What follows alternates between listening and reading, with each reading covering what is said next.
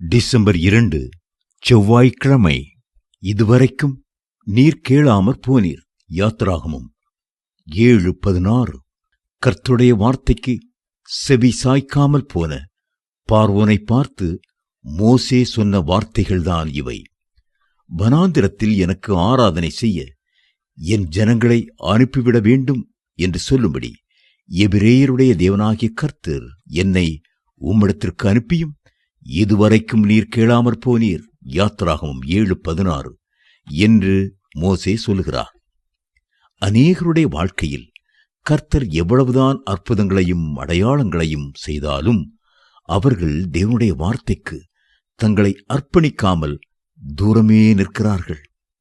இன்னும் சில குடும்பங்களில் சாபங்களும் வறுமைகளும் கர்த்தருடைய கோபாக்கினையும் தண்டனைகளும் எவ்வளவோ வந்தும் கூட அவர்கள் உணராமலும் செவி கொடாமலுமே இருந்து விடுகிறார்கள்.